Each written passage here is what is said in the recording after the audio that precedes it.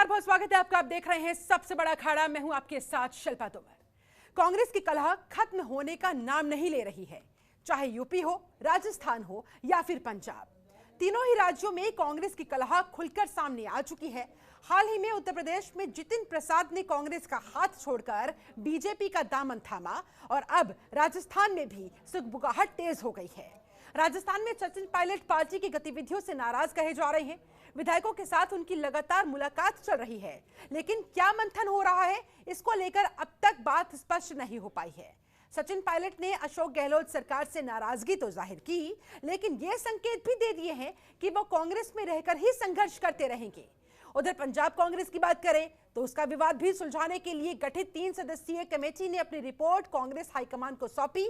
Report में committee ने क्या सिफारिश की, उसका खुलासा नहीं हो सका है। हालांकि यह अंदाजा जरूर लगाया जा रहा है कि पार्टी नाराज विधायकों को मनाने के लिए प्रदेश प्रधान को बदल सकती है और यह पद नवजोत सिंह सिद्धू को दिया जा सकता है। इसके अलावा जानकारी के मुताबिक हाईकमान ने पंजाब मंत्रिमंडल में फेरबदल और पंजाब कांग्रेस संगठन के पुनर्गठन में नाराज नेताओं को सम्मानजनक स्थान देने का भी मन बना लिया है।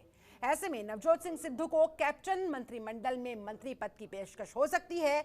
आज इसी मुद्दे पर अपने खास पैनल के साथ करेंगे चर्चा, लेकिन पहले आपको ग्राफिक्स के जरिए दिखाते हैं कौन कौन से वो बड़े नेता हैं जो कांग्रेस का हाथ छोड़कर जा चुके हैं। देखिए, तो कांग्रेस छोड़ने वाले बड़े नेता, सबसे ताजा उदाहरण उनमें जितिन प्रसाद का।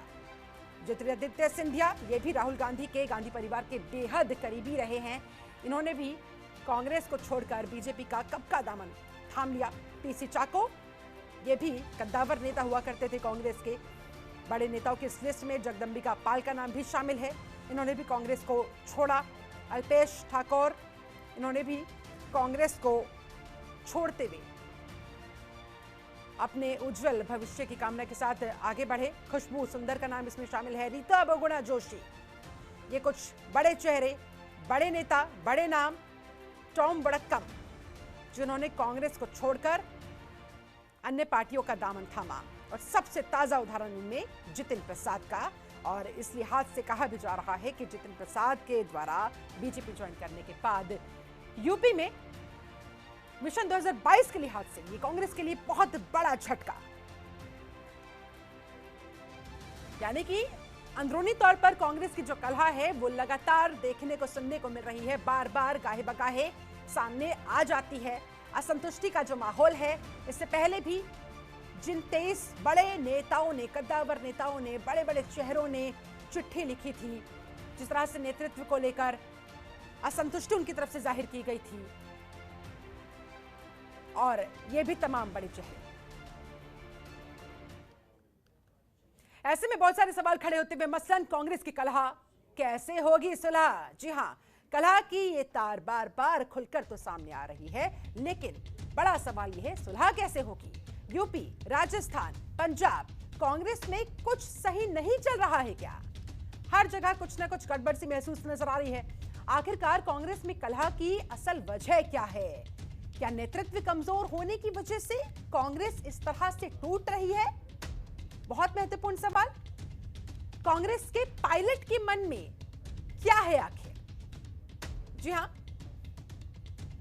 पंजाब कांग्रेस की बात करें तो यहां सिद्धू फैक्टर का कितना और किस हद तक असर होगा, यह भी बड़ा सवाल बना हुआ है। इसके अलावा उत्तर प्रदेश की बात करें तो जितिन प्रसाद के कांग्रेस से बाहर जाने के बाद कांग्रेस को इसका कितना नुकसान उठाना पड़ सकता है, इसकी भी करेंगे बात। आखिर कांग्रेस में इतनी भगदड़ क्यों मची है और क्या राहुल टीम की एक नहीं सुनी जा रही है? क्योंकि राहुल गांधी के तमाम करीबी एक एक करके उनका दामन छोड़ते जा रहे हैं, उनका साथ छोड़ते जा रहे हैं। पहले ज्योतिरादित्य सिंधिया और अब जितिन प्रसाद की। रही बात मिलिंद देवड़ा की और सचिन पायलट की, सचिन पायलट भी बगावती सुर अख्तियार किए हुए हैं और मिलिंद देवड़ा भी गाहे बगाहे ट्विटर पर राहुल गांधी की नीतियों को कभी कभी कोसते नजर आ जाते हैं। इस लिहाज से ये सवाल भी बेहद महत्वपूर्ण हो जाता है।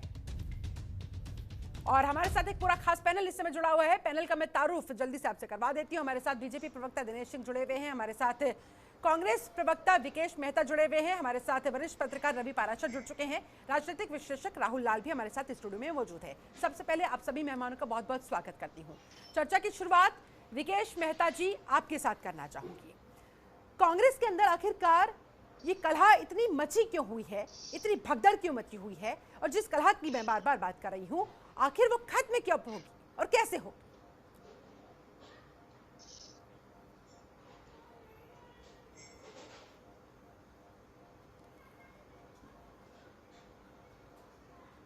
विकेश जी, आवाज मिल पा रही है?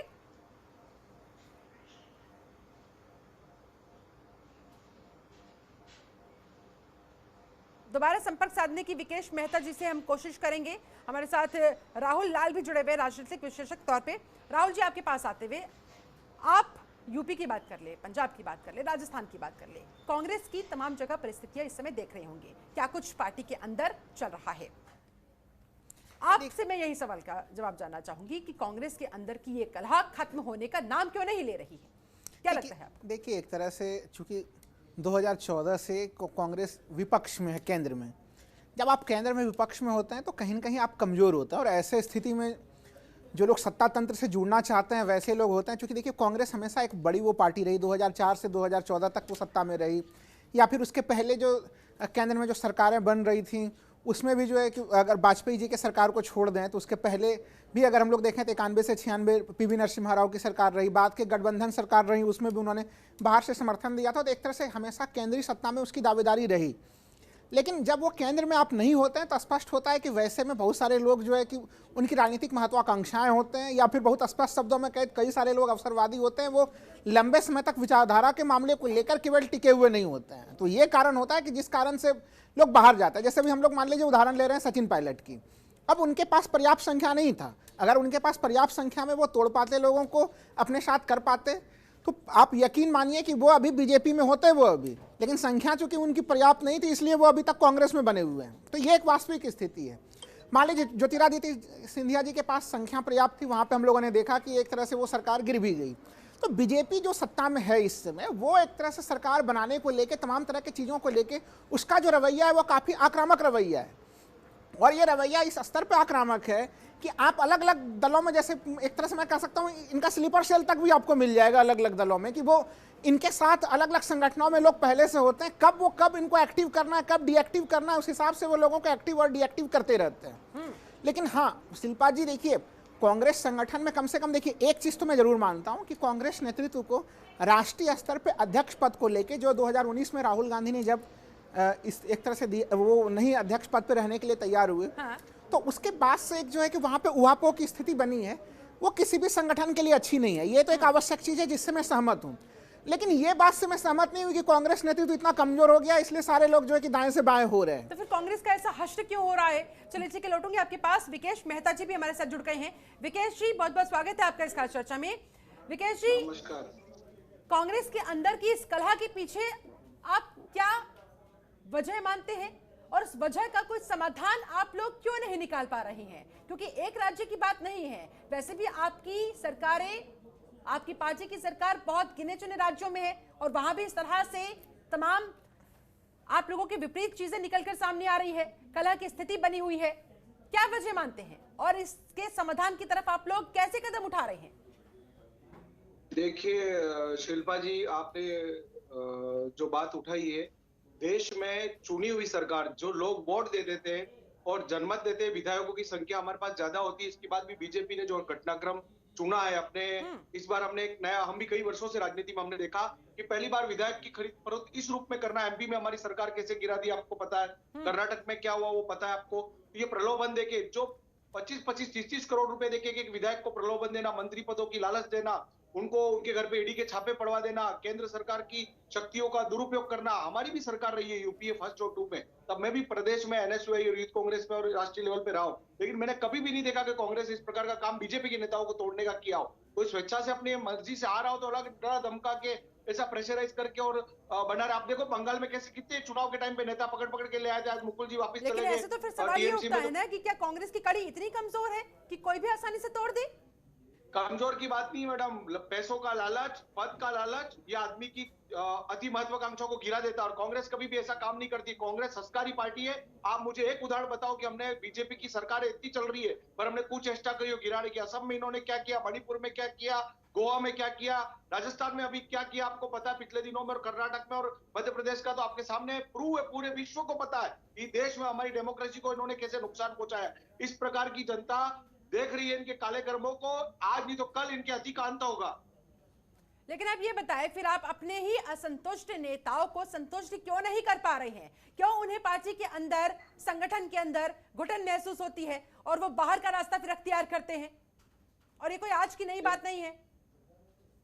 शिल्पा जी देखिए, आपको पता है कि हमारे पार्टी में आज इतने वर्षों से कांग्रेस पार्टी, आज एक दिन की तो पार्टी इतनी पुराना इसका इतिहास है, और कांग्रेस पार्टी के जितने वरिष्ठ नेता, युवा नेता सबको मौका देते। आज हम सब लोग पारिवारिक बैकग्राउंड नहीं है हमारा खुद का, मेरा खुद का भी नहीं है, लेकिन हम सब लोग कांग्रेस में एनएसयूआई के, यूथ कांग्रेस के बेस्ट लीडर है, और कांग्रेस में कैडर की कमी नहीं है। लेकिन आज बीजेपी के पास कैडर नहीं है, इसलिए वो हमारा कैडर है। उनके एबीवीपी कहाँ है, यूथ मोर्चा कहाँ है? वहां तो वन मैन शो है, अमित शाह, नरेंद्र मोदी। अमित शाह, ये पार्टी दो आदमियों की रह गई है। हमारे नेताओं को कितने ले जाओ, कितने ले जाओगे? हमारे पार्टी में एक आदमी ले जाओगे, 100 नए लीडर उभर के आएंगे। लेकिन बीजेपी का इस प्रकार से दुष्प्रचार है, 2024 में खत्म होगा। और एक केंद्र में लोग आज बहुत दुखी है कोरोना काल में, इनकी केंद्र की सरकार और जितनी भी स्टेटों की सरकार है सब वो उखड़ जाएंगी। चलिए ठीक है, आपका ये दावा है, आपका ये मानना है। दिनेश जी हमारे साथ जुड़े हुए हैं। दिनेश जी, यहाँ पे कहा जा रहा है कि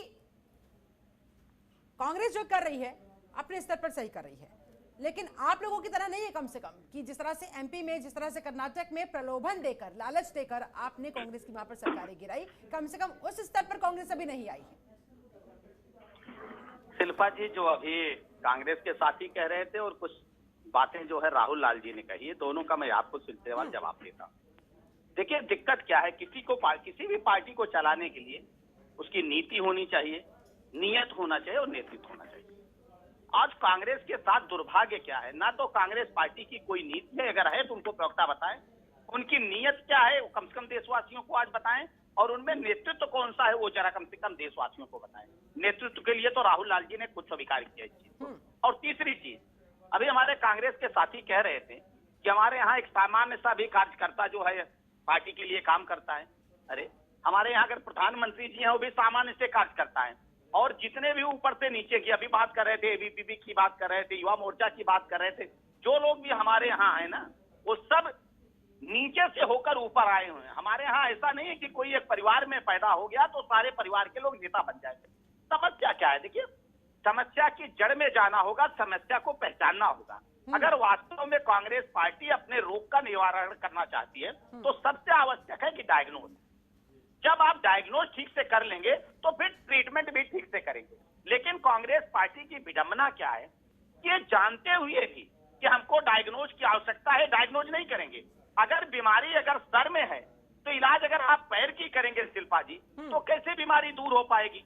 अभी जिन जिन लोगों की बातें कर रहे थे पहले, आप ये कहते हैं जितिन प्रसाद पैसे की लालच में चले आए भाजपा में, या तो ये कहें हाँ चले आए, ज्योतिरादित्य पैसे की लालच में चले आए तो कहते हैं हाँ पैसे की लालच में चले आए। तो ये कांग्रेस पार्टी जब कांग्रेस पार्टी कमजोर हुई है तब तक इनके यहाँ विघटन हुआ है। और भारतीय राजनीति के इतिहास में एकमात्र भारतीय जनता पार्टी है जिसका वर्टिकल डिवीजन नहीं हुआ है। बाकी तो सारी पार्टियों का वर्टिकल डिवीजन हो गया है।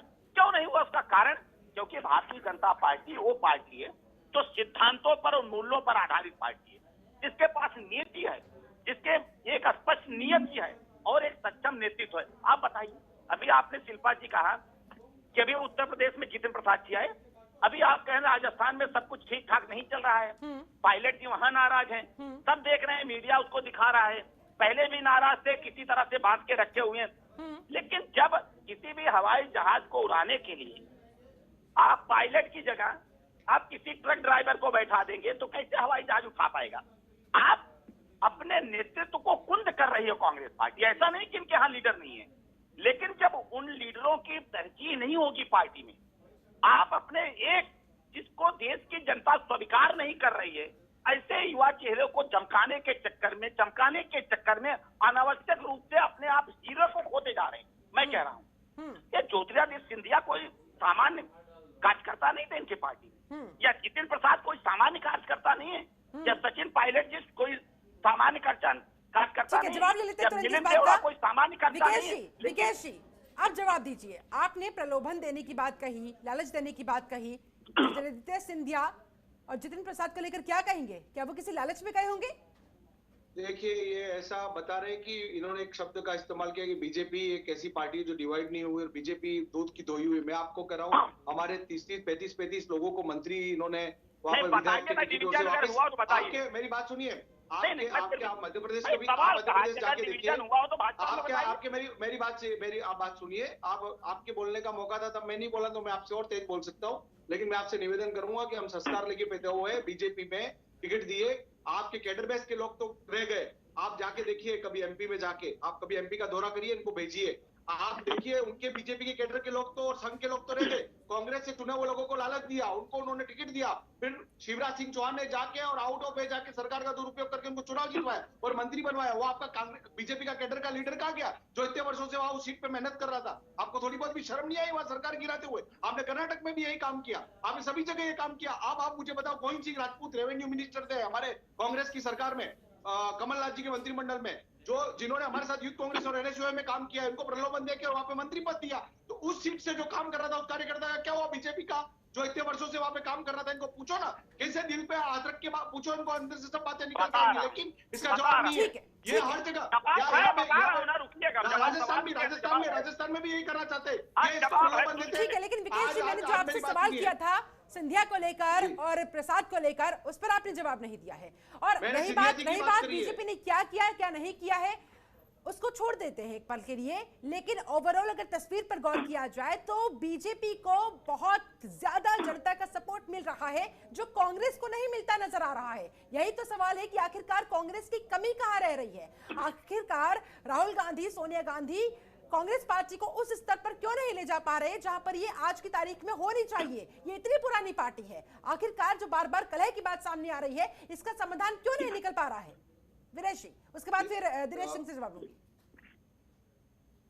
मुझे देखिए मैडम, बोलिए सर, बोलिए। देखिए मैडम, आपको एक निवेदन करूंगा कि सोनिया गांधी जी हो, राहुल गांधी जी हो, अशोक गहलोत जी हो, मुकुल वासनिक जी हो, चाहे वेणुगोपाल जी हो, हमारे जितने भी सीनियर लीडर है, सबके सीडब्ल्यूसी के मेंबर है, सबकी मीटिंगें होती है, चिंतन मनन सब होता है, हार जीत चलती रहती है। कई वर्षों तक बीजेपी हारी है और आज 7 साल तक केंद्र के राज में आ गई, तो ये अपने आप को भगवान समझने लग गए। भगवान से ऊपर इन्होंने मतलब ये माहौल बना दिया कांग्रेस के प्रति कि कांग्रेस मुक्त भारत कर देंगे। लेकिन मैं बता रहा हूं कि इतना घमंड ठीक नहीं है। घमंड अच्छे राजा महाराजाओं का भी टूट चुका है, आपका घमंड टूटेगा। जनता बहुत परेशान है, दुखी है, उनको संभालो। कांग्रेस पार्टी की चिंता मत करो। कांग्रेस पार्टी 2024 और आने वाले समय में ऐसे उठ के आएगी कि आपके सुपड़े साफ हो जाएंगे। मैं बता रहा हूं, घमंड ठीक नहीं है। सत्ता आती है, लेकिन सर, अगर अंदरूनी तौर पर ही आपके नेताओं के बीच असंतुष्टि का माहौल यूं ही जारी रहा, बगावती सुर यूं ही देखने को सुनने को मिलते रहे, तो फिर कैसे आपका ये दावा सच साबित हो पाएगा? आपको बीमारी की जड़ में जाकर उसका समाधान करना होगा ना। हम हमारी पार्टी को लेकर चिंता नहीं करते होंगे, हमारे पार्टी के वरिष्ठ लोगों के मन में नहीं होगी। आज इतनी पुरानी पार्टी है, सब सोचते हैं, सब करते हैं। और एक परिवार में 4 भाई भी रहते हैं, तो उनमें भी अगर डिवीजन होता है तो सबको समझा के और एक जादम पे लाने की कोशिश जारी रहती है और हमेशा होती रहती है। हमारी पार्टी में ऐसा कुछ भी नहीं है। और स्वतंत्र प्लेटफॉर्म पे कई नेताओं ने बात भी रखी, वहां केंद्र में भी तो सुनी गई है। ऐसा नहीं कि उनको निकाल के न जाओ पार्टी से चले जाओ, ऐसा कह दिया। लेकिन तो अपनी मर्जी से जा रहा, स्वेच्छा से, तो हम उसको लालच देके तोड़ने की, इधर उधर कोई करने की कोशिश कुछ चेष्टा नहीं करते। एक आरोप हमारे कांग्रेस पार्टी के ऊपर हो तो आप बता दो, बीजेपी के ऊपर 100 आरोप लगे हो मिलेंगे। राजस्थान में चुनी हुई सरकार में आपको कई विधायकों के स्टेटमेंट और कॉल टैपिंग आपको सुना देंगे कि उन्होंने क्या प्रलोभन दिए। आज मैं आपको ये बड़ी बड़ी बातें कर रहा हूं, सचिन पायलट की खबरें चला रहे, उसकी मुख्यमंत्री अशोक गहलोत से डिवीजन की खबरें सुना रहे। सतीश पुनिया जी और वसुंधरा मैडम ने एक दूसरे का मुंह कितनी बार देखा है, पूछ लो इनको। अभी उपचुनाव हुए थे मैडम राजस्थान में, मुख्यमंत्री की दावेदार जो प्रदेश अध्यक्ष रही पार्टी की, उसका पोस्टर तक नहीं था। दिनेश जी जवाब देना चाह रहे हैं। दिनेश जी, आपके खुद के गिरबान में जाके देख नहीं रहे, दूसरों की बात कर रहे हैं। ठीक है, अपने गिरबान में झांकते नहीं है और दूसरों पर सवाल खड़े कर देते हैं, ये कहना है।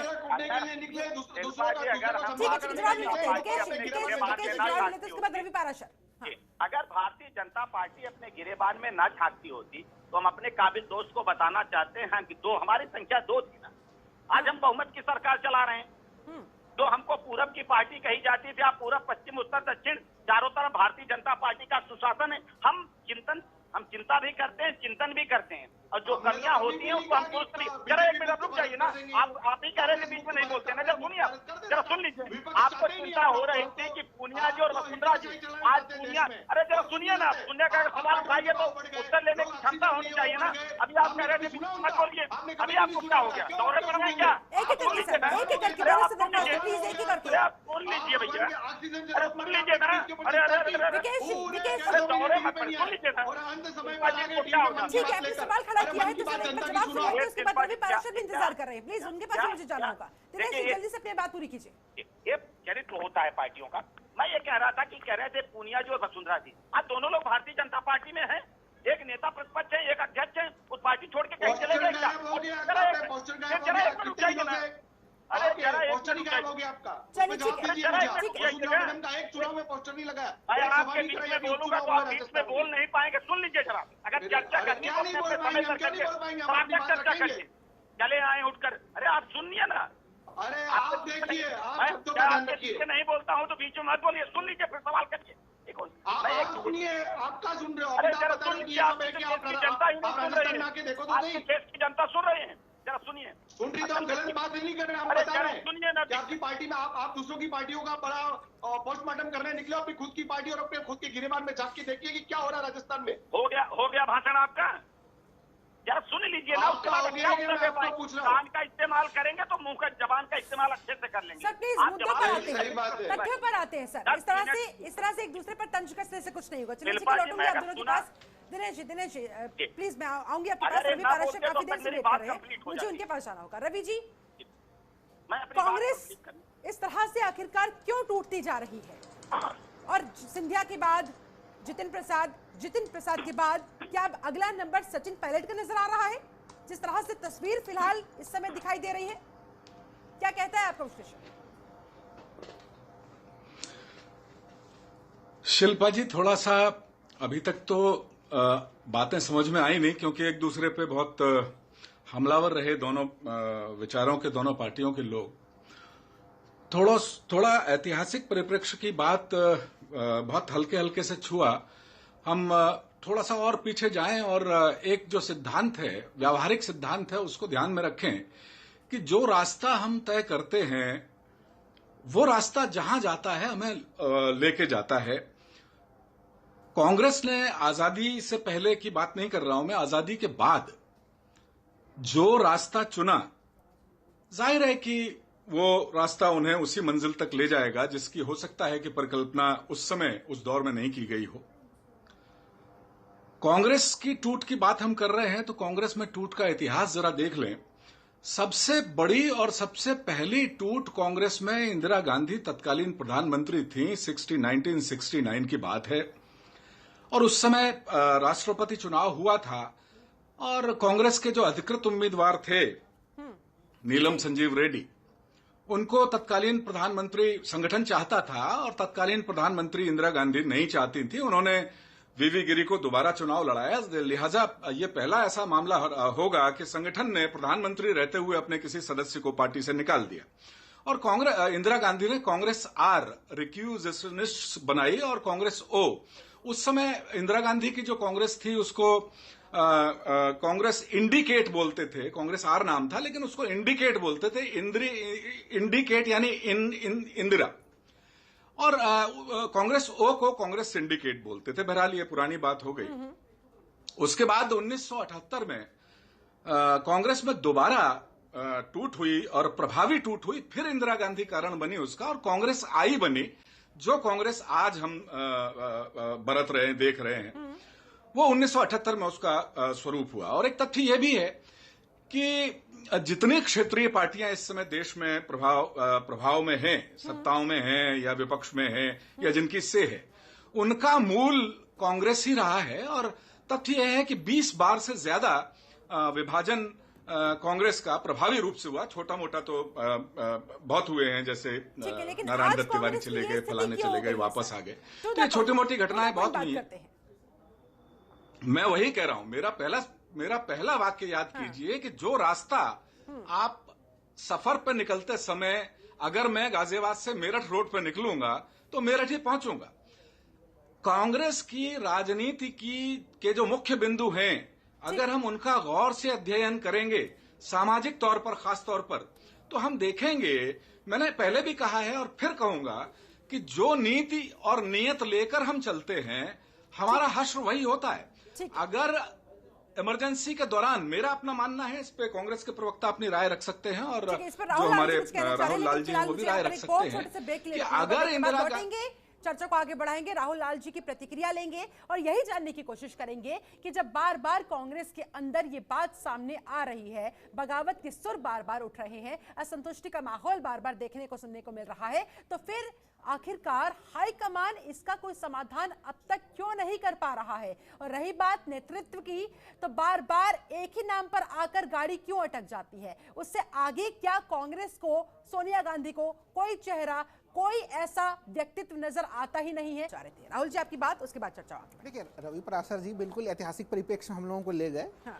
उन्होंने जो ऐतिहासिक संदर्भ दिया वो गलत नहीं दिया, लेकिन उससे ये निष्कर्ष निकालना कि वो बिल्कुल, कांग्रेस कई बार टूटी है, इसमें कोई शक नहीं है, वो लगातार टूटती रही है। हम लोगों ने, उन्होंने ये भी चीज़ सही कहा कि भारत में कई सारे दल ऐसे हैं जो कांग्रेस से टूट टूट के ही बने, लेकिन इसका मतलब ये आशय फिर हम लोग कहीं से नहीं निकालें कि वो ऐतिहासिक परिप्रेक्ष्य में कांग्रेस कई बार टूटी इसलिए आज भी वो टूट के स्तर पे पहुंची हुई है। इसका कारण ये नहीं है, उसका कारण ये है कि अभी कांग्रेस सत्ता में नहीं है, लंबे समय तक वो सत्ता में थी। इसमें कई सारे लोगों को, जो अवसरवादी किस्म के लोग थे, जिन्हें स्पष्ट रूप से लग रहा है कि अब उनका राजनीतिक भविष्य नहीं है इसमें, तो वो विचारों के साथ लंबे तो स्तर पे जो, जिनको वैचारिक एक प्रतिबद्धता नहीं है। देखिए, दो तरह के लोग होते हैं पार्टियों में, एक जो होता है वैचारिक स्तर पे प्रतिबद्ध होता है, एक होते हैं जो केवल अवसरवादी होते हैं, जहां कहीं पे भी सत्ता तंत्र मिले वो मिले। क्योंकि आप लगातार क्वेश्चन पूछ रहे थे कि सचिन पायलट की आखिर क्या मजबूरी थी या फिर दूसरे लोगों की क्या मजबूरी हो रही है, वो देखिए, उसको हम लोग कहेंगे राजनीतिक अवसरवादिता। आप चाहते हैं कि किसी भी हालत में हमें आनंद फानंद में हमें मुख्यमंत्री का पद मिले तो मिले ही सही, आप इंतजार करने के लिए तैयार नहीं है। तो ये एक पूरा कारण है जिससे ये समस्या उत्पन्न होती है। जैसे मैं तो खुल के कहूंगा, जो G23 है, G23 में भी मैंने कहा ना कि स्लीपर सेल वाली बात, कांग्रेस क्यों नहीं ध्यान दे रही है, मैं उसमें कई सारे नेता इस समय लगातार जो है वो बीजेपी के संपर्क में हैं। तो अब कांग्रेस आला कमान की जिम्मेदारी होनी चाहिए कि जो लोग इस तरह से अंदर घुसे हुए हैं बीच बीच में, अगर कांग्रेस पार्टी के अंदर ही उन नेताओं को वो सम्मान जिसके वो हकदार है मिलेगा, तो बाहर वो संपर्क में फिर क्यों रहेंगे? नहीं, सम्मान क्यों नहीं मिलेगा? देखिए, जब आप विपक्ष में हैं तो विपक्ष में तो विपक्ष की स्थिति में रहेंगे। G23 ग्रुप बनता, क्या वो चिट्ठी लिखते हैं? उनको नहीं, तो उनको क्या, उन लोगों को किस पद पे बैठा दिया जाए बताइए? ये कारण सम्मान का नहीं है, ये चीज है कि आपकी राजनीतिक अभिलाषा है, आप उस कारण से दाएं बाएं होने का पूरा प्रयास करते हैं। आप एक चीज देख लीजिए कि दल, आप अगर इस समय बीजेपी को अगर विचारधारा इतना प्रिय होता तो फिर ऐसा क्या होता कि आज हम लोग, चाहे वो उनके लोकसभा के मेंबर हो या फिर अभी नवीनतम उदाहरण हम लोग देखें पश्चिम बंगाल में, उन्होंने सारे के सारे टीएमसी से आयातित किए लोग, तो क्या वो बीजेपी के विचारधारा के लोग थे? उन्होंने खुद वहां के लोगों को एक्सेप्ट नहीं किया। आज इस कारण से स्थितियां देखिए, जब दल बड़ा होता है और उसमें जब इस तरह के लोग होते हैं, हम लोगों ने अभी देखे हाल फिलहाल के समय में पश्चिम बंगाल में, आज ही देख लीजिए, बड़ा सा उदाहरण आया है कि एक तरह से मुकुल राय 2017 में बीजेपी में आए थे, भाजपा के राष्ट्रीय उपाध्यक्ष थे, आज फिर बीजेपी वो चले गए तृणमूल कांग्रेस में। तो स्पष्ट है कि तृणमूल कांग्रेस अब वहां पे प्रचंड बहुमत में है। उनको लग रहा था कि यहाँ पे बीजेपी में वो, उनको चूंकि शुभेंदु अधिकारी को जो है कि भाई विपक्षी दल का नेता बना दिया गया, तो वो चले गए। लेकिन तो इतना तो कम से कम आप मानेंगे ना कि बीजेपी के पास एटलीस्ट नेतृत्व तो है, नेतृत्व तो मजबूत नेतृत्व है। नहीं, देखिए, कांग्रेस आखिरकार इस मसले पर फिर क्यों पिछड़ती जा रही है? नहीं, देखिए शिल्पा जी, हो गया है, क्यों कांग्रेस का एक मजबूत नेतृत्व देखने को नहीं मिलता है? देखिए, राहुल गांधी आते हैं, फिर बीच में चले जाते हैं, अस्वीकार कर देते हैं पद को, अध्यक्ष बनते हैं, फिर इस्तीफा दे देते हैं। आखिर राहुल गांधी के आगे फिर कोई और नाम पर विचार विमर्श क्यों होता हुआ दिखाई नहीं देता है? क्यों एक संदेश नहीं जाता है कि हाँ भाई, गांधी नेहरू परिवार से आगे भी कुछ यहाँ पर किसी की दाल गल सकती है, देखिए गांधी, देखिए डिजर्विंग कैंडिडेट है। नहीं, गांधी और नेहरू परिवार से आगे तो देखिए मुश्किल है, क्योंकि देखिए वो गांधी परिवार जो है वो वहाँ पे गोंद का काम करता है, तो वो सबों को जोड़ता है। ये तो देखिए, मैं प्रैक्टिकल तौर पे मानने के लिए तैयार हूँ कि अभी वहाँ पे कोई राष्ट्रीय अध्यक्ष इस परिवार से बाहर का होगा। अगर मान लीजिए होगा भी शिल्पा जी, अगर तो वो नाम मात्र का होगा, उसके पास वास्तविक शक्तियां नहीं होंगी। और ये हर पार्टी में होता है। मान लीजिए, मैं उदाहरण देता हूं, आज जेपी नड्डा भाजपा के राष्ट्रीय अध्यक्ष हैं, लेकिन क्या जेपी नड्डा सारे निर्णय खुद कर रहे हैं? अभी भी ये सारे लोग जानते हैं, जो राजनीति में जो लोग भी सक्रिय हैं, हल्का फल्का राजनीति का पीबी समझते हैं, वो सारे लोग जानते हैं कि अभी भी मुख्य रूप से सारे निर्णय जो है अमित शाह ही लेते हैं। तो ये ऐसी स्थितियां वहां पे भी अगर होगा तो वो वैसी स्थिति होगी। तो मूल रूप से वो जो सत्ता तंत्र वहां पे होगा वो एक तरह से गांधी नेहरू परिवार के पास होगा। यहाँ पे जिस तरह से अभी हम लोग देख रहे हैं कि 2014 के बाद से जो बीजेपी बदली है, यहाँ पे देखिए, अगर हम लोग पुराने इतिहास में जाने की जरूरत नहीं है। वाजपेयी जी का जो एक तरह से जो बीजेपी थी और जो आज के डेट में मोदी जी की बीजेपी है, दोनों में काफी अंतर है।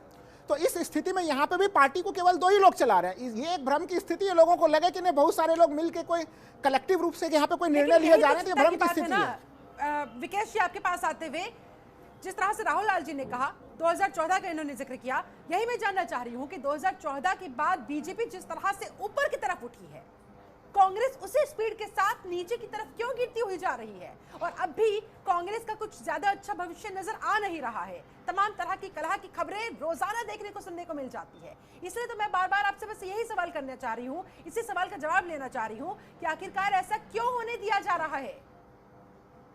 शिल्पा जी, अभी जो आपने कहा वो आपकी बात सही है कि कांग्रेस का ग्राफ मान लो गिरा, हम चुनाव हारे हैं, कई स्टेटों में आ रहे हैं और हमारी सरकारें कई स्टेटों से चली गई। लेकिन मैं आपको निवेदन करना चाहूंगा कि अभी गए साल और उसके पहले वाला साल और ये वाला साल कोरोना काल वापस चला, राजनीति की रैलियां, आना जाना, ये सब चीजों में चुनाव भी कैसे केंद्र ने कराया, क्या हुआ, सब बातें हैं। कांग्रेस पार्टी का मंथन चिंतन जारी है।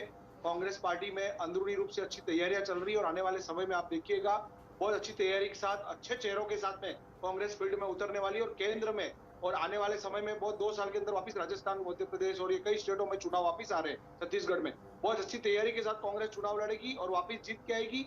ऐसा कभी भी नहीं है, ये उतार चढ़ाव राजनीति में आते रहते हैं।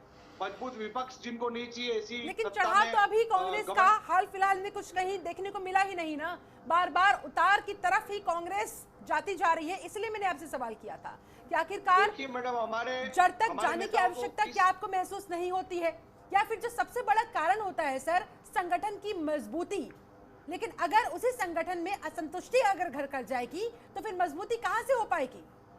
हमारा अधिवेशन इस कोरोना के बीच में ही, अभी जो दूसरी लहर आई उसके पहले प्रस्तावित था, उसमें काफी चिंतन मनन और नई चीजें आने वाली थी, लेकिन वापस कोरोना के कारण वो आगे अब आने वाले दिनों में होगा। और निश्चित रूप से हमारे पार्टी के सीनियर लीडर चिंतित है इस चीज को लेकर और हम जनता को विश्वास दिलाएंगे कि वापस खड़े होकर और हम मजबूत विपक्ष रहकर जो जनता के साथ हम खड़े हो। आज पेट्रोल के लिए आपने देखा पूरे देश में पेट्रोल पंप पे कांग्रेस पार्टी ने प्रदर्शन किया तो लोगों का सपोर्ट मिला, खुद पब्लिक वहां पर आई है। गैस के सिलेंडर लेके एक समय था स्वर्गीय सुषमा स्वराज जी और ये सब लोग, गैस का हमारा 300 रुपए का सिलेंडर था तब लेके बैठे रहते थे, आज 900 रुपए का सिलेंडर है पर ये बोलने के लिए तैयार नहीं है। देश में ऑक्सीजन को लेकर कितनी बड़ी किल्लत हुई और कैसे लोग मर गए तो भी ये मन की बात अब कर रहे हैं। और आप देखिए कि हमारी यहाँ की वैक्सीन विदेशों तक भेज दी, लेकिन हमारे यहाँ पे वैक्सीनेशन का प्रोग्राम में भी राजनीति हुई जो कि नहीं होनी चाहिए थी। ये काफी मुद्दे बहुत सारे हैं, किसानों का मुद्दा भी खड़ा हुआ है, काफी जनता में आक्रोश है। अभी आने वाले समय में आने दो, वक्त के साथ वक्त का बहुत बड़ा मजबूत एक पक्ष होता है कि वक्त आने पर ही पता चलता है कि किसके पाले में गेंद जाएगी, आने दीजिए। इनका वक्त आने वाला है। मैं शिल्पा जी लेकिन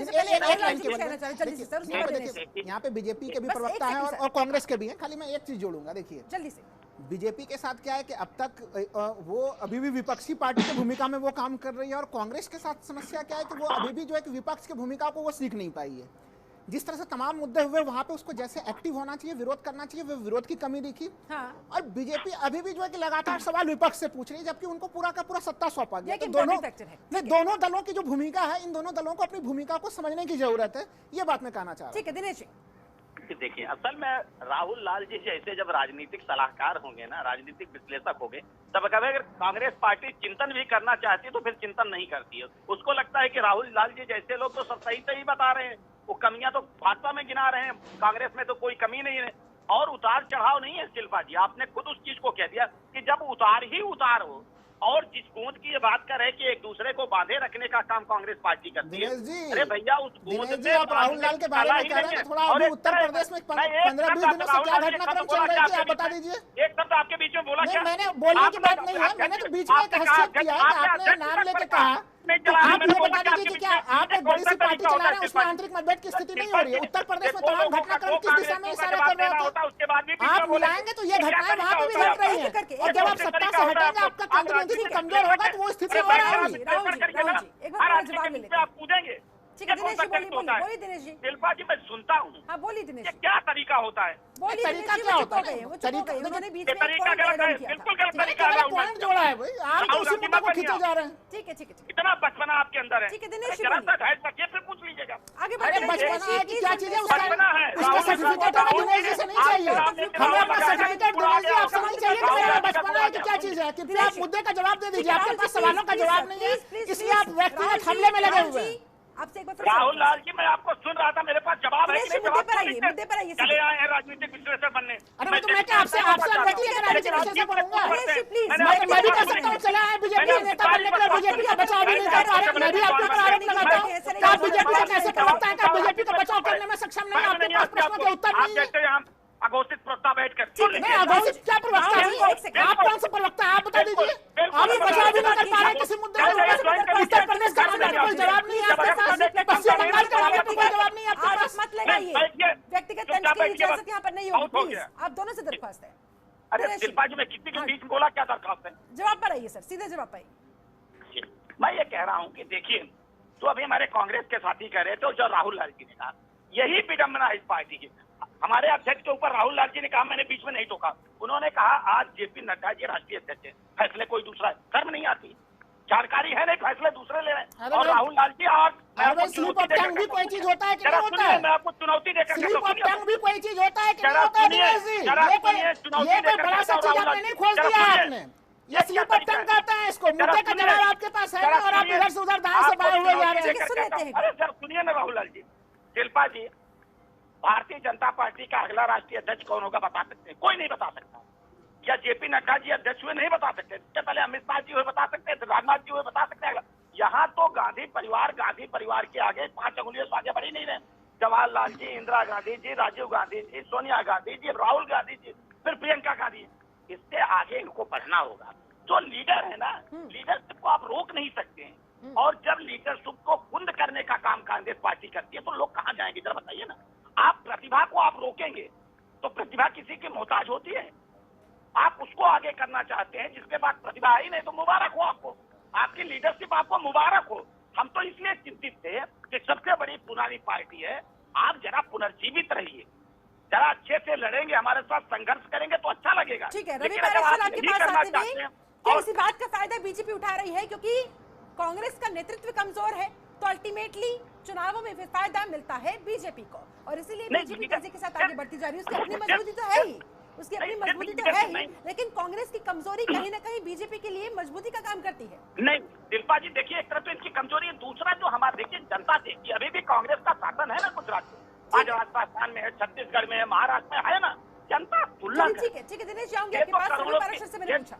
अभी इन्होंने वैक्सीन की बात की, लोगों वैक्सीन को गाड़ रहे हैं इनके राज्यों में, ठीक है सर, वैक्सीन को बर्बाद ठीक है कर रहे दिनेश हैं। जी, आऊंगी आपके पास दोबारा से। रवि जी, शिल्पा जी, मेरी पहले चरण में भी ब्रेक से पहले बात पूरी नहीं हो पाई थी। असल में ऐतिहासिक परिप्रेक्ष्य में जाने की इसलिए जरूरत महसूस होती है कि अगर हम कांग्रेस की विचारधारा यानी कांग्रेस की नीति और नियत जो दो शब्द हैं उन कसौटियों पर कसें तो कांग्रेस में जो पहली टूट वैचारिक स्तर पर हुई थी वो जानना बहुत जरूरी है, क्योंकि अब जो सवाल आपने पूछा है या जो बहस हम कर रहे हैं उसका अंतर बिंदु वहां पर केंद्रित है। बंटवारे के बाद जो अंतरिम सरकार थी जवाहरलाल नेहरू की, उसमें मंत्री थे श्यामा प्रसाद मुखर्जी, बहुत सारे लोग जानते होंगे या बहुत कम लोग जानते होंगे, लेकिन उन्होंने जिस तरह से विभाजन के दौरान हिंदू और मुस्लिम आबादी के साथ आपसी जो वैमनस्य और जो मारकाट मची हुई थी, तो उस समय श्यामा प्रसाद मुखर्जी ने बाकायदा नेहरू गवर्नमेंट पे यानी अपनी ही सरकार पर मुस्लिम तुष्टीकरण का, जिसको आजकल हम अल्पसंख्यक तुष्टीकरण बोलने लगे हैं, उस समय उन्होंने बाकायदा मुस्लिम तुष्टीकरण का एक आरोप लगाते हुए नेहरू का अंतरिम मंत्रिमंडल छोड़ा था। और हम जानते हैं कि बाद में उन्होंने जनसंघ बनाई और जो आज की जो वर्तमान भारतीय जनता पार्टी है उसका सूत्रपात उसी समय हुआ। यानी हम उस समय तत्कालीन कांग्रेस की अगर हम नीतियों को जिम्मेदार माने जिसकी वजह से भारतीय जनता पार्टी पैदा हुई तो गलत नहीं होगा, पहली चीज। दूसरी चीज, जो तुष्टीकरण की जो राजनीति, जो मैं पहले भी इशारा कर रहा था कि भारतीय संविधान के प्रियम्बल में, पिछली बार भी मैंने कहा था, फिर कहूंगा कि 1950 में 26 जनवरी 1950 को जो भारतीय संविधान लागू हुआ था, उसकी प्रस्तावना में सेकुलर और सोशलिस्ट शब्द नहीं थे। जब इमरजेंसी लगाई गई 75 में, तो 76 में 42वां संविधान संशोधन संसद में पेश किया गया, जिस पर कोई बहस नहीं हुई क्योंकि विपक्ष था नहीं, 3/4 विपक्ष जेल में बंद था इमरजेंसी की वजह से। और उस 42nd अमेंडमेंट के तहत, जिसको मिनी संविधान कहा जाता है, देश के संविधान के मूल चरित्र को बदल करके उसमें सेकुलर यानी पंथ निरपेक्ष और सोशलिस्ट शब्द जोड़े गए। और मजे की बात यह रही, राहुल लाल जानते होंगे कि इन दोनों शब्दों की कोई पारिभाषिक व्याख्या संविधान में नहीं जोड़ी गई। राहुल जी आपको जवाब देना चाह रहे हैं। जो ये जो धारा जिसकी मैं बात कर रहा था, धीरे धीरे वो कांग्रेस का हाशिया होना था। हाँ, रवि जी सबसे देखिए एक चीज बस एक बात और कर लूं मैं, मेरा पिछला समय में ले लेता हूं। धर्मनिरपेक्षता की बात जो कांग्रेस के प्रवक्ता ने कहा, वो एनएसयूआई से आते हैं कि धर्मनिरपेक्षता की कोई एक निश्चित परिभाषा नहीं है। अगर पश्चिमी बात सुनिए राहुल जी एक और वो राहुल जी आप बात बोल लीजिएगा। मैं जरा कांग्रेस प्रवक्ता से मुखातिब हो लूं, क्योंकि वो आनुषंगिक संगठन एनएसयूआई से हैं। आप एक बात बताइए, आरएसएस की स्थापना की थी डॉक्टर हेडगेवार ने 1925 में, और कांग्रेस का जो सेवा दल है, जिसको हिंदुस्तान सेवा दल कहा जाता था, वो हेडगेवार जी के क्लासमेट थे डॉक्टर हार्डिकर। उन्होंने 1923 में यानी 2 साल पहले स्थापना की थी। आज कांग्रेस सेवा दल कहां है? कांग्रेस के आनुषंगिक संगठनों की स्थिति आज क्या है? अगर उन संगठनों पर जो कांग्रेस को समाज से सीधे सीधे जोड़ते थे, अगर उन संगठनों को पाल पोस के बड़ा किया गया होता, तो शायद कांग्रेस का हर्षराज ये नहीं होता। मेरा एक चीज तो मैं जवाब देना चाहूंगा। देखिए, अभी इन्होंने ये चीज कहा यहाँ पे धर्मनिरपेक्षता को लेके कि एक तरह से उसको बाद में 42वें संविधान संशोधन द्वारा जोड़ा गया। देखिए, अगर हम लोग भारतीय संविधान को देखते हैं तो हमारा जो फंडामेंटल राइट्स है, जो कि अनुच्छेद 25 से जो शुरू हो रहा है, धार्मिक अधिकार जो हमारे शुरू, आर्टिकल 25, 26, 27, 28, 29, 30, ये सीधे सीधे जो है कि हम वो अगर उसका हम लोग विश्लेषण करते हैं, वो सीधे इशारा करता है कि हमारा संविधान एक तरह से धर्मनिरपेक्ष संविधान है, सभी धर्मों के मानने वालों को पूरी तरह से छूट होगी। दूसरी चीज जो मैं कहूँगा, देखिए, जब हम लोग आते हैं सुप्रीम कोर्ट के एक बड़े फैसले के आधार पर, केशवानंद भारती केस, जिसमें कि संविधान का आधारभूत ढांचा केस 1973 में आ रहा है, चूंकि 42वां संविधान संशोधन तो 1976 में आ रहा है रवि जी, लेकिन केशवानंद भारती का केस जो कि एक बड़ा संविधान पीठ था, 13 सदस्यीय संविधान पीठ के द्वारा आया, और उसमें संविधान के आधारभूत ढांचा को बताया गया और साथ ही साथ परिभाषित किया गया कि हमारा धर्मनिरपेक्षता भी संविधान का बेसिक एक तरह से आधारभूत ढांचा होगा, और उसको संशोधन करने का अधिकार हमारे संसद के पास भी नहीं है। तो देखिए, यानी कि 42वें संविधान संशोधन से पहले ही एकदम सुप्रीम कोर्ट ने काफी अच्छे से परिभाषित करके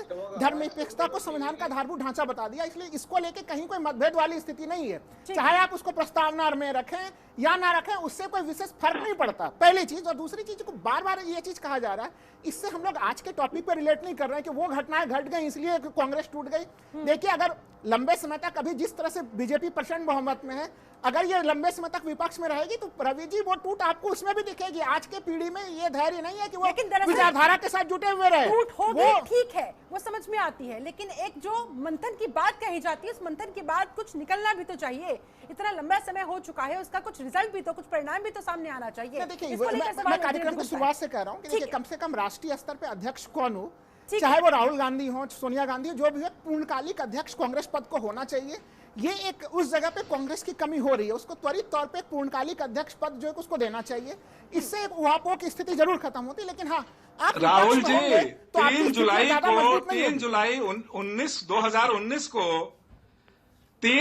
2019 को राहुल गांधी ने इस्तीफा देते हुए 4 पन्ने का खुली चिट्ठी कांग्रेस कार्यकर्ताओं को जारी की थी।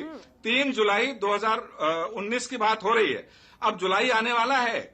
इतना मतलब 2 वर्ष तो पूरे हो गए, अब कितना समय लगेगा इनको अध्यक्ष अपना चुनने में?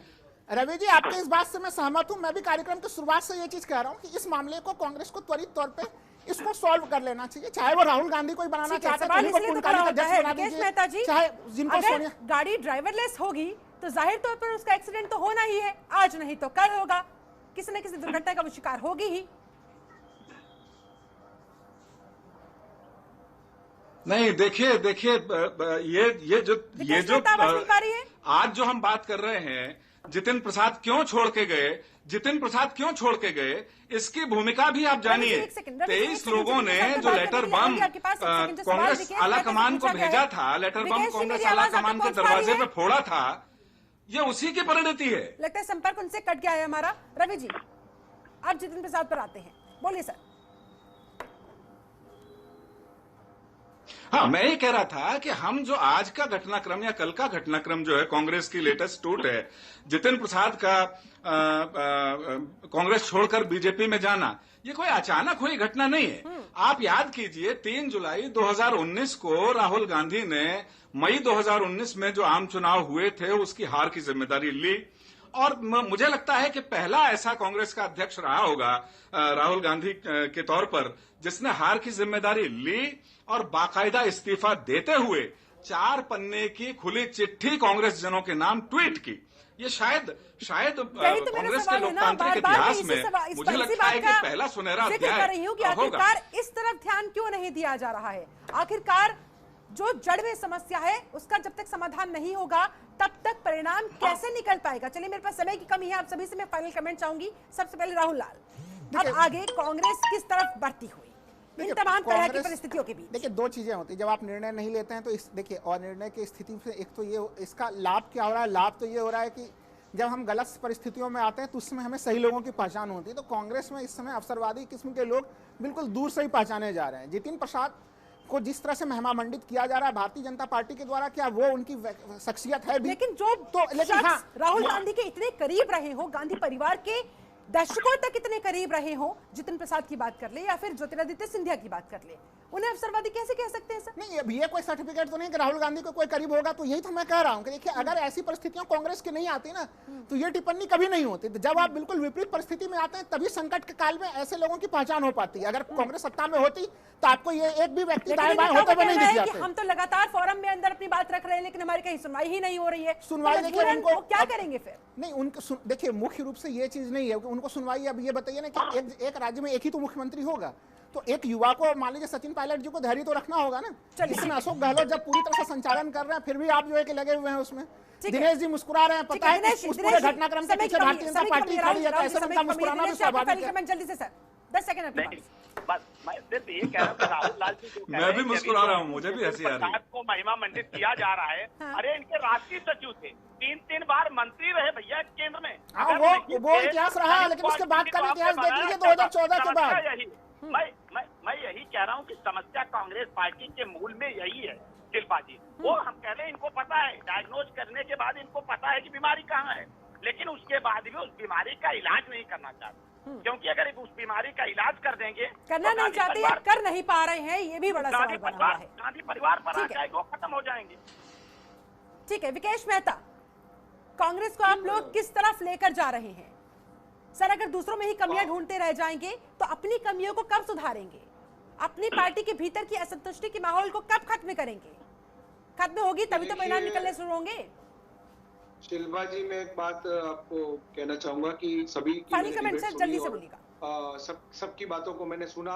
अंतिम मेरा फाइनल कमेंट यही है कि मैं एक सकारात्मक राजनीति की ओर देखता हूं और कांग्रेस पार्टी एक सकारात्मक राजनीति की ओर देखकर जब आज कोई मुसीबत की घड़ी पे कांग्रेस अगर मान लो कमजोर अगर मान रही है, विपक्ष भी मान रहा है या बीजेपी ऐसी मान रही, कोई भी मान रही, सब पार्टियां समझ कांग्रेस है, लेकिन कांग्रेस घर घर में है, कांग्रेस पूरे देश के खून में है और कांग्रेस। चलिए ठीक है, रवि पाराशर आपका फाइनल कमेंट जल्दी से सर। क्या कांग्रेस सकारात्मकता के साथ आगे बढ़ पाएगी इन तमाम परिस्थितियों के बीच? लग रहा है ऐसा? रवि पाराशर, फाइनल कमेंट आपका। कांग्रेस नहीं, अगर से युवाओं को अगर और ये कांग्रेस बहुत अच्छे तरीके से ठीक है विकेश जी आपकी बात हो गई। रवि जी जल्दी से वापस आएगी। देखिए, 2 बातें हुई हैं। एक तो तृणमूल कांग्रेस की बात हुई है और कांग्रेस की बात हुई है। 2 उदाहरण दिए गए कि चुनाव से पहले, विधानसभा चुनाव से पहले तृणमूल कांग्रेस से बहुत सारे लोग बीजेपी में आए और अब ये जो एक परिघटना कांग्रेस में फिर से एक निश्चित फ्रीक्वेंसी के साथ हुई है। देखिए, समझने की चीज है कि जब बहुत बड़ा समुद्र से कोई थोड़ा सा पानी निकाल ले तो फर्क नहीं पड़ता है। तो तृणमूल कांग्रेस की वही स्थिति है। लेकिन कांग्रेस के मामले में एक भगोना हो गई है कांग्रेस, छोटा सा, उसमें से अगर एक चुल्लू पानी भी निकलता है तो कांग्रेस के लिए बहुत चिंता की बात मुझे लगती है, बिल्कुल है। और उन्हें अपने हालात को अंतर चिंतन करके, मनन करके सुधारने की जरूरत है। इस खास चर्चा में जुड़ने के लिए, समय निकालने के लिए, तो कुल मिलाकर बड़ा सवाल यही बरकरार है, यही बना हुआ है कि कांग्रेस के भीतर की ये कलह आखिर कब खत्म होगी। और खत्म तो तब होगी जब कांग्रेस इसको पहचानेगी, उसका समाधान निकालेगी, तब जाकर उसका परिणाम आगे मिलना शुरू हो पाएगा। और ये कब तक होगा, इसके लिए करना होगा इंतजार। फिलहाल आप सभी का बहुत बहुत शुक्रिया मेरे साथ इस खास चर्चा में जुड़ने के लिए। आप बने रहे जनतंत्र टीवी के साथ। नमस्कार। खबरों के निष्पक्ष विश्लेषण के लिए सब्सक्राइब करें Jantantra TV and press the bell icon. Never miss any update.